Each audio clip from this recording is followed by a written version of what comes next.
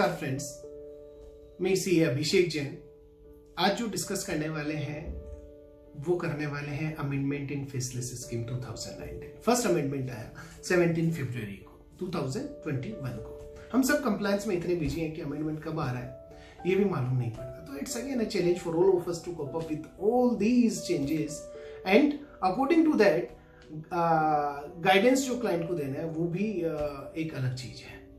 तो ये जो चेंजेस हुआ, चाहे हम बात करते हैं बजट 2021 की या इस चेंजेस की, बहुत सारे ऐसे चेंजेस हुए जो डिस्कस इतने नहीं किए गए परंतु उनके इम्पैक्ट काफी ज्यादा है। जो इस नोटिफिकेशन में दिया गया, जो फेसलेस स्कीम 2019 में जो अमेंडमेंट करने के लिए जो नोटिफिकेशन आया 17 फरवरी को, वहां पे मैं मेजर दो चीजें यहाँ डिस्कस करने वाला हूँ। नंबर एक तो वर्ड रिप्लेस किया गया। वो वर्ड रिप्लेस किया गया, earlier the word which was used in earlier notification was modification.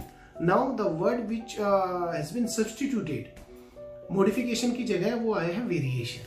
अब ये variation और modification में क्या changes अभी बात करने वाला हूँ। दूसरा change मैं डिस्कस करने वाला हूँ जो पॉइंट नंबर 16 था। अर्लियर मेरे वीडियो में भी ये क्वाइट कंफ्यूजिंग कि जब ड्राफ्ट ऑर्डर जाएगा तो क्या वो रिव्यू यूनिट के पास जाएगा, मतलब वहाँ जो 3 पॉइंट दिए गए थे थोड़े कंफ्यूजिंग थे। उन्होंने उसको सही किया और हमारे लिए चेक करने वाली बात है कि ये जो स्टैंडर्ड ऑपरेटिंग प्रोसीजर है ये किस तरीके से मूव होगा। ये दोनों चीजें मैं डिस्कस करने वाला हूँ। नंबर एक, जो वर्ड जो चेंज हुआ और साथ ही साथ एक और जो चेंज हुआ वो इसी का पार्ट है कि जब असेसमेंट यूनिट कोई भी क्वेरीज के लिए एनईएसी को अपनी रिक्वायरमेंट भेजेगी, नेशनल ई असेसमेंट यूनिट एनईएसी को, असेसमेंट सेंटर को, तो वहां पे एनईएसी जो रिक्वायरमेंट भेजेगा एसएससी को उसमें पर्टिकुलर टाइम लिमिट दी जाएगी। अर्लियर नोटिफिकेशन में ये नहीं था, अब ये कर दिया गया है। मैं आपको रीड करके बताता हूँ। उसमें वर्ड पर्टिकुलर 4-5 वर्ड ऐड कर दिए गए कि सच एसएससी और पर्सन स्पेसिफाइंग ए टाइम देयरिन, मतलब उनको जब दिया जाएगा तो स्पेसिफाइड रहेगा टाइम कि आपको 10 दिन के लिए 15 दिन के अंदर ये रिप्लाई करना है। नाउ जो नेक्स्ट चेंजेस हुआ, अब हम उसकी तरफ बढ़ रहे हैं, वो था जो मैंने आपको बताया पॉइंट नंबर 16।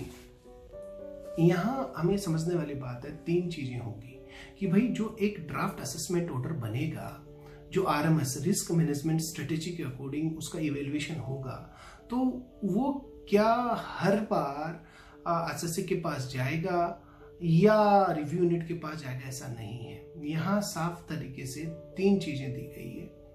नंबर 1, फाइनलाइज हो जाएगा assessment order if it is not prejudicial to the SSC, पर इससे पहले एक वर्ड यूज कर दिया गया वेरिएशन। ये नई लाइन इंसर्ट की गई, फाइनलाइज द असेसमेंट, या तो फाइनलाइज हो जाएगा in case no variation prejudicial to the interest of the SSC is proposed, मतलब कोई भी ऐसा वेरिएशन नहीं आ रहा जो interest prejudicial to the SSC हो, मतलब उसके लिए कोई भी हार्मफुल हो, ऐसा नहीं है, तो सीधा असेसमेंट ऑर्डर निकल जाएगा। राइट, फाइनलाइज हो जाएगा असेसमेंट ऑर्डर। सेकंड, या और वर्ड यूज किया गया है, provide an opportunity to the SSC in case any variation prejudicial to the SSC, interest of the SSC. यहाँ वेरिएशन वर्ड यूज किया गया। अर्लियर इट वाज जो नोटिफिकेशन था, the word which was used was modification. अब आप यहाँ मतलब समझिएगा, मॉडिफिकेशन क्या होता है। अब देखते हैं, हम सॉफ्टवेयर के थ्रू हम रिटर्न भी भरते हैं, तो वहाँ जैसे एक डिडक्शन की भरा, हमने कोई डिडक्शन डाला, तो वहाँ क्या होता है कि एंट्री स्टोर हो जाती है डिडक्शन डालने के बाद, तो वो बोलता है मॉडिफिकेशन। तो पर्टिकुलर जो ऑलरेडी एंट्री वहां पे है उसी में मॉडिफिकेशन होगा, बराबर।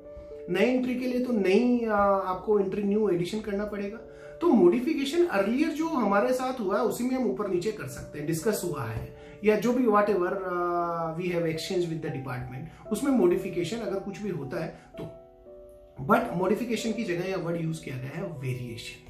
तो इसका मतलब जहां तक मैं समझ पा रहा हूं, मतलब अब ऐसा नहीं हो सकता है वो वेरिएशन क्या हो सकता है, वेरिएशन मीनिंग देयर बाय कि हो सकता है कि कुछ अलग हो, मॉडिफाइड वर्जन नहीं है, वेरिएशन या कुछ नई चीज हो।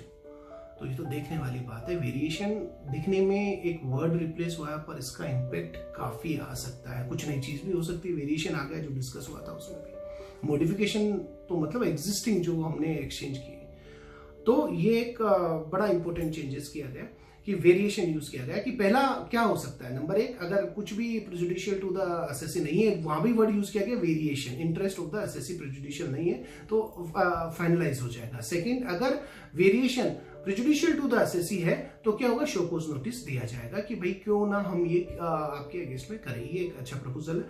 थर्ड क्या होगा, अगर जो इनकी स्ट्रेटेजी है उसके अकॉर्डिंग, आरएमएस के अकॉर्डिंग अगर लगता है तो रिव्यू यूनिट के पास चला जाएगा, वो फिर रिव्यू करके वापस न्यू असेसमेंट यूनिट को थ्रू एनईएसी भेजेगी और उसके बाद में अगेन ये पॉइंट नंबर 16 की एक्सरसाइज शुरू हो जाएगी कि या तो फाइनलाइज असेसमेंट या शो कॉज नोटिस असेसी को प्रेजुडिशियल टू द असेसी है तो राइट। तो ये एक चेंजेस हुआ। अर्लियर यहाँ पॉइंट नंबर 16 में कंफ्यूजिंग था, मॉडिफिकेशन बाय द, आप देखोगे पूरा, इसमें हम वीडियो में ज्यादा लंबा डिस्कशन नहीं कर रहे, पर वहाँ क्वाइट कंफ्यूजिंग था कि क्या रिव्यू के पास जाएगा ही जाएगा, क्या मॉडिफिकेशन कैसे सजेस्ट करेगा क्लाइंट, तो वहाँ क्वाइट कंफ्यूजिंग था। आप देख सकते हैं मैंने मेरे अर्लियर वीडियो फेसलेस असेसमेंट जो कि पिक्टोरियल प्रेजेंटेशन के थ्रू दिया, आई बटन के थ्रू आप चेक कर सकते हैं, वहां पे जाके मैंने ये डिस्कस किया है।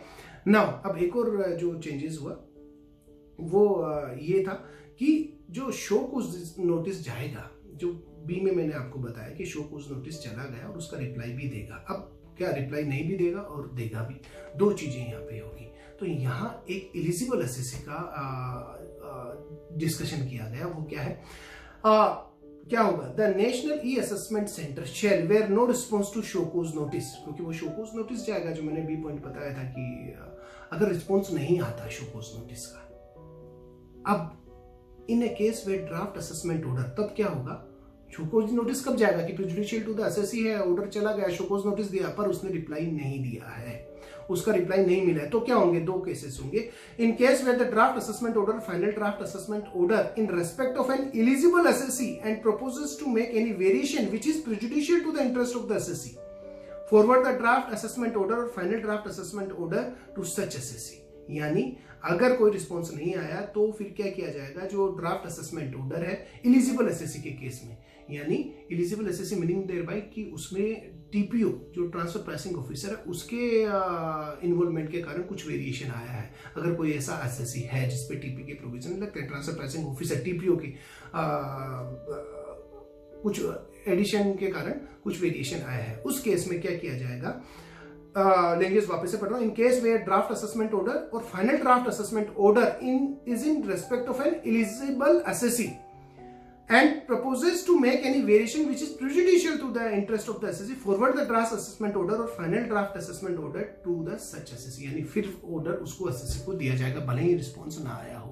और अगर एलिजिबल असेसी नहीं है तो उस केस में क्या होगा, finalise the draft assessment order, यानी अब वो फाइनल होके चला जाएगा। तो ये कुछ चेंजेस थे।